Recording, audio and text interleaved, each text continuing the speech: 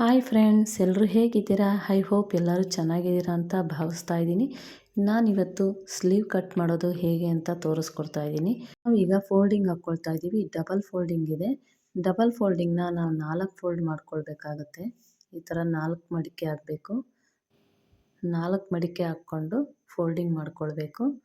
ನೋಡಿ, ಇದು 2 ಮಡಿಕೆ ಇದೆ. ಹೀಗೆ 4 ಮಡಿಕೆ ಈ ಥರ ಹಾಕ್ಕೊಳ್ಳೋಣ.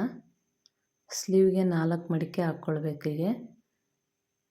ಈಗ ನಾವು ಎಲ್ಲ ಕ್ಲೀನಾಗಿ ರೆಡಿ ಮಾಡ್ಕೊಂಡಿದ್ದಾಯಿತು. ನೋಡಿ, 4 ಫೋಲ್ಡಿಂಗ್ ಇದೆ. ಈಗ ಇಲ್ಲಿ ನಾವು ಲೆಂತ್ ತಗೊಳ್ಳೋಣ. ಲೆಂತ್ ಬಂದು ನಮಗೆ 3.5 ರೆಡಿ ಬೇಕಾಗಿರೋದು. 1 ಇಂಚ್ ಎಕ್ಸ್ಟ್ರಾ ತೊಗೊಳ್ಳೋಣ. 4.5 ಇಂಚ್ಗೆ ಒಂದು ಮಾರ್ಕ್ ಹಾಕ್ಕೊಳ್ತಾ ಇದ್ದೀನಿ. 1 ಇಂಚ್ ಯಾಕೆ ಅಂತ ಅಂದರೆ, ನಾವು 3.5 ರೆಡಿ ಇದೆ ಅಂದರೆ 1 ಇಂಚು ನಾವು ½ ಇಂಚು ಶೋಲ್ಡ್ರ್ ಹತ್ರ ½ ಇಂಚು ನಾವು ಹಿಡಿತೀವಿ. ಮತ್ತು ಬಾಟಮ್ ಹತ್ರ ಫೋಲ್ಡಿಂಗು ಇಲ್ಲಿ ಕೆಳಗಡೆ ಫೋಲ್ಡಿಂಗ್ ಮಾಡ್ತೀವಿ. ಅದಕ್ಕೋಸ್ಕರ 1 ಇಂಚ್ ಎಕ್ಸ್ಟ್ರಾ ಇಟ್ಕೊಳ್ಳೋದು. ಇಲ್ಲಿ ನಾವು ಶೇಪ್ಗೆ 2 ಇಂಚ್ ಇಟ್ಕೊಳ್ತಾ ಇದ್ದೀನಿ.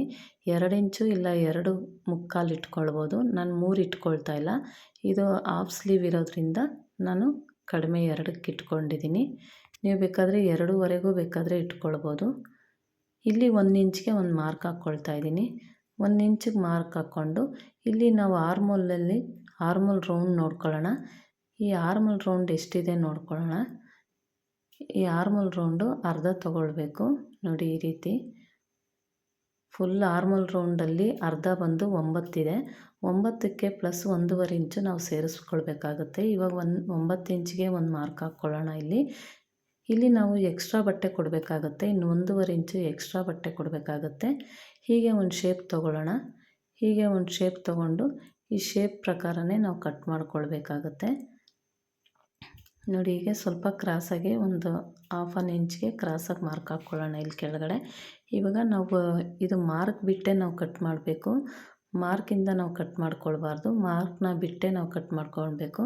ನೋಡಿ, ಮಾರ್ಕು ಕಾಣ್ತಾ ಇದೆ. ಇಲ್ಲಿ ಒಂದು ನ್ಯಾಚ್ ಹೊಡ್ಕೊಂಬಿಡೋಣ ಮಧ್ಯಕ್ಕೆ. ಈಗ ಶೇಪ್ ತಗೊಳ್ಬೇಕು. ಈಗ ಶೇಪ್ ತಗೊಳ್ಳೋಣ. ಫ್ರಂಟ್ಗೆ ಈ ಶೇಪ್ ಅನ್ನೋದು ಫ್ರಂಟಿಗೆ ಬರುತ್ತೆ. ಈಗ ನಾವು ಒಂದು ಸೈಡು ಶೇಪ್ಗೆ ಮಾರ್ಕ್ ಹಾಕ್ಕೊಳ್ಳೋಣ. ನೋಡಿ, ಈ ರೀತಿ ಹಾಕ್ಕೊಳ್ಬೇಕು ಮಾರ್ಕು. ಈ ರೀತಿ ಈ ಶೇಪ್ನ ನಾವು ಕಟ್ ಮಾಡ್ಕೊಳ್ಬೇಕಾಗತ್ತೆ.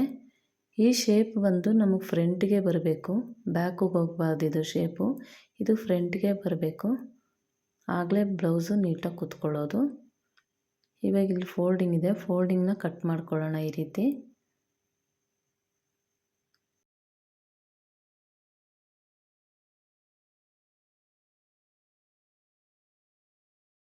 ನಾವು ಹಾಫ್ ಸ್ಲೀವ್ ಕಟ್ ಮಾಡ್ತಾ ಇರೋದು,